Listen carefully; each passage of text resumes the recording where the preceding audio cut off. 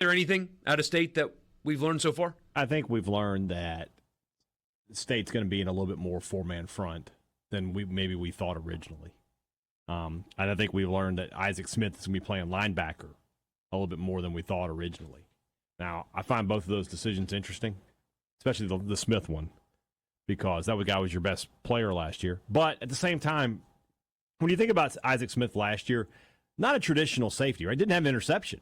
You know, he played near the line of scrimmage because he had to. State was so outmanned on the defensive line that they had to load the box up and just kind of hope for the best. So maybe they feel better about their opportunities there this year, but they're going to let him play near the line of scrimmage, and they can just put another guy back there at safety. I like State's safety group. We go into a little bit more detail on that on the Thunder and Lightning podcast tomorrow.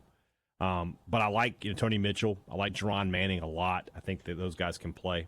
I think State has some depth there.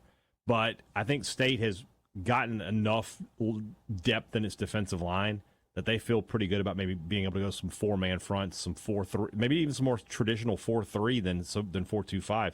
Very rarely nowadays when you hear four-man front do you think it's 4-3 anymore. Yeah. You think it's 4-2-5 almost every time. But State might be in a little bit more. If Isaac Smith is that third guy, you're really in a 4-2-5 anyway. Pretty much. So that's an interesting look. So defensively, I think is where you've learned the most, if anything, about this Mississippi State team thus far. Ooh, can you afford to have 7 guys in the box when you are possibly weakest at defensive back? Well, you're weakest at cornerback.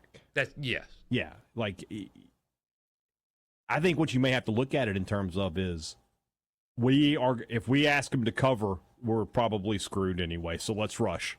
Let's get as many guys to the take quarterback risks as and we create can. havoc. And I mean, it's better than taking no risk, creating no havoc, and giving up points. Exactly. If you're going to give up the big passing plays anyway, you might as well try to counteract it with some sacks and force some turnovers.